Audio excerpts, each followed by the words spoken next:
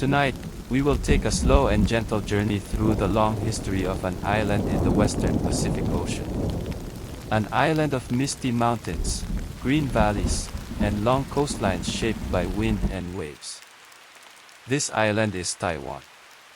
For thousands of years, Taiwan has sat quietly between great civilizations. To the west lies the vast mainland of Asia. To the east stretches the wide Pacific Ocean. Ships, traders, explorers, settlers, and travelers have all passed through these waters. And through centuries of change, the island has slowly transformed from a place of small tribal villages into one of the most modern and vibrant societies in the world. But tonight, we are not rushing through history. Instead, we will move slowly.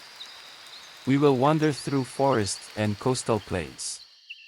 We will visit ancient villages and quiet ports.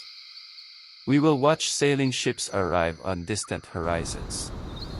And together, we will gently explore the long and layered history of Taiwan. So settle in. Take a deep breath. And let us begin our journey.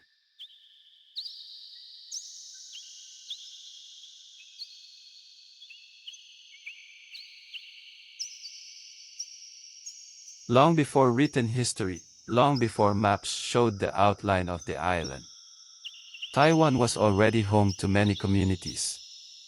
Archaeologists believe people first arrived on the island thousands of years ago. These early inhabitants were part of the Austronesian cultural world, a group of seafaring peoples who would eventually spread across the Pacific Ocean. Their descendants would travel far beyond Taiwan, reaching places like the Philippines, Indonesia, Polynesia, and even distant islands such as Hawaii and New Zealand. But long before those voyages, Taiwan itself was a center of this ancient culture. The island was rich with forests, rivers, and wildlife. Tall mountains rose along its spine, creating misty peaks and deep valleys. The western side of the island contained fertile plains, while the eastern side faced steep cliffs and powerful ocean currents. Small communities formed in these landscapes. Villages were often built near rivers or coastal areas. Homes were constructed from wood, bamboo, and thatched grasses. Daily life followed the rhythms of nature. People farmed millet and taro. They hunted deer in the forests. They fished along the shores. And they traveled between villages by footpaths winding through green hills. Each community developed its own language, traditions, and customs. Today, these groups are known collectively as the indigenous peoples of Taiwan. Even now, more than a dozen recognized indigenous cultures remain on the island. Their traditions preserve echoes of this ancient past. Songs, weaving patterns, ceremonies, and oral stories passed down through generations. For thousands of years, these communities lived largely independent lives, shaped by the island's geography and natural beauty. But beyond the horizon, the wider world was slowly changing.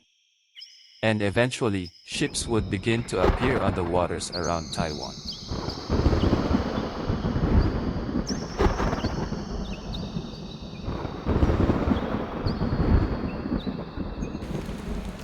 Across the narrow waters of the Taiwan Strait lies the vast mainland of China. For centuries, fishermen and traders from the Chinese coast were aware of Taiwan. Some sailed there occasionally. Others heard stories of a green and mountainous island known by different names. One early name used by European visitors would later become famous: Formosa. It comes from the Portuguese phrase Ilha Formosa, meaning beautiful island. And when you imagine Taiwan's forests, cliffs, and coastal plains, the name makes sense. For a long time, however, Taiwan remained mostly outside the direct control of large empires. The sea separating it from the mainland acted as both a bridge and a barrier. Some Chinese fishermen began visiting Taiwan's western shores. Small settlements appeared along the coast. but the island remained largely inhabited by indigenous communities. That would begin to change during the 1600s. Because during that century, powerful trading empires from Europe were expanding across the seas. And they were searching for ports and trading stations throughout Asia. Eventually, those ships reached Taiwan.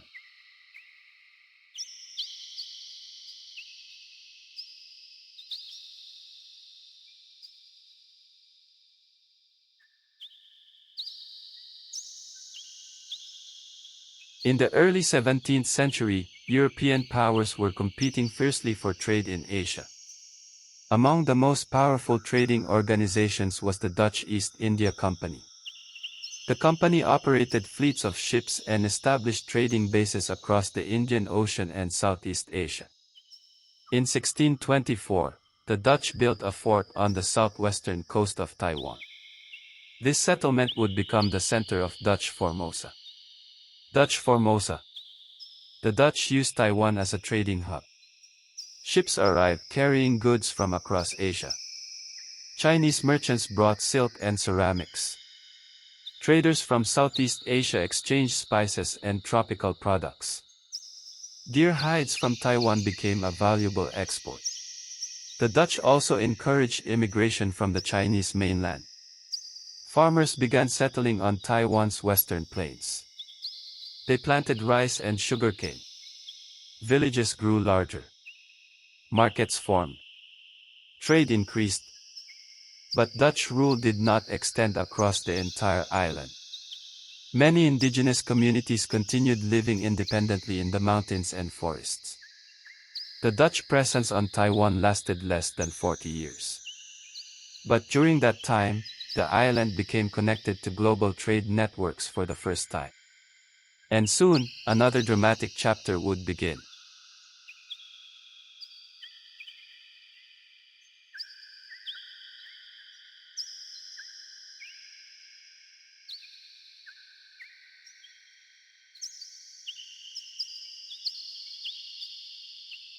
In the mid-1600s, China was experiencing a time of great upheaval.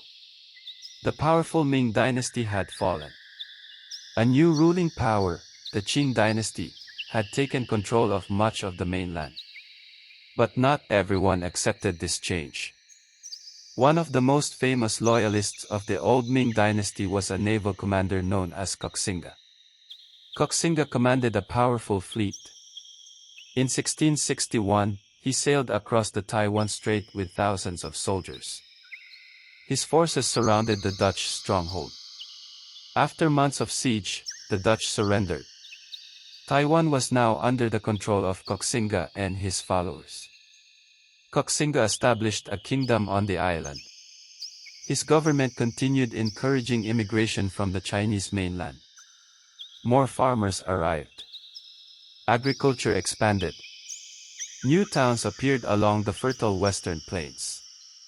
Although Koxinga's kingdom did not last long, it played an important role in shaping Taiwan's population and culture. The island was becoming more closely connected to mainland China. But the next chapter would bring Taiwan under the control of one of the largest empires in the world.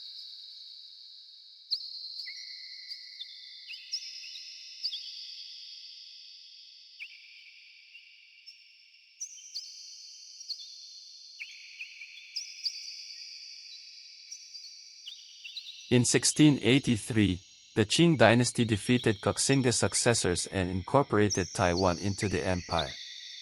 At first, the Qing rulers were cautious about governing the island. Taiwan was distant from the imperial capital. It was also known for frontier conditions and occasional unrest. But over time, the population grew rapidly. Farmers continued arriving from the mainland. They cleared forests and cultivated farmland. Rice paddies spread across the western plains. Towns developed into busy market centers. Temples were built. Trade increased. By the 1800s, Taiwan had become an important agricultural region. Tea from Taiwan became especially famous. Merchants exported it to markets around the world. Despite these changes, Taiwan remained a frontier in many ways. Large mountain regions were still home to indigenous communities. Travel through the interior was difficult, and communication with the mainland could take weeks.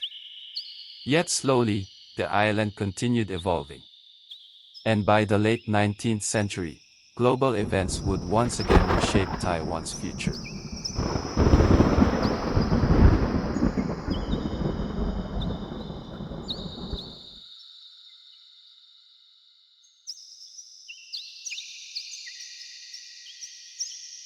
In 1895, a major conflict between China and Japan came to an end.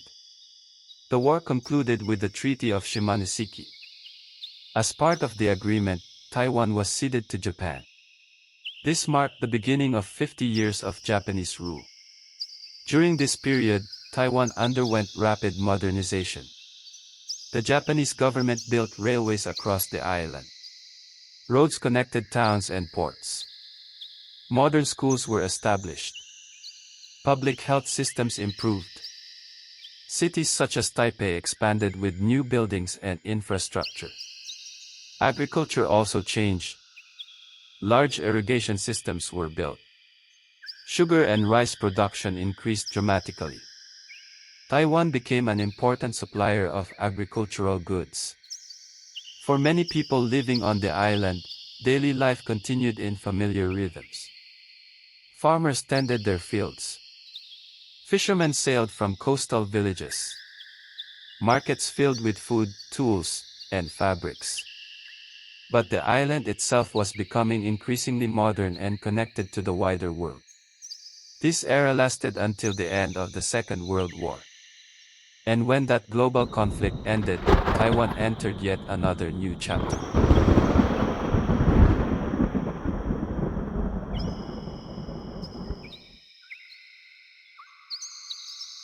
After World War II, Taiwan came under the administration of the Republic of China. In the decades that followed, the island experienced major economic growth. Factories appeared. Ports expanded. Education systems improved. By the late 20th century, Taiwan had become one of Asia's most dynamic economies. Technology industries grew rapidly. Companies on the island began producing electronics and computer components used all over the world. Today, Taiwan is known for its advanced manufacturing and vibrant cities. Yet even in modern times, the island still carries echoes of its long history. Ancient temples stand beside modern buildings. Mountain villages preserve indigenous traditions. Tea fields still spread across green hillsides. And coastal harbors still welcome fishing boats returning at sunset. The island continues to evolve, shaped by the many cultures and histories that have touched its shores.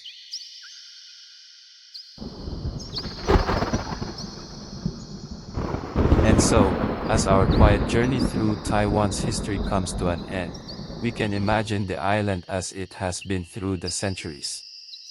A place of forests and mountains. Of small villages and growing cities. Of traders, farmers, sailors, and storytellers. From its earliest indigenous communities, to the arrival of explorers and merchants, to the modern world of technology and global connections, Taiwan's story has unfolded slowly, across generations. And tonight, we have only gently traced its path. Like the steady rhythm of ocean waves along the island's shores. Calm, patient, enduring. And with that quiet image in mind, our journey through the history of Taiwan comes to rest.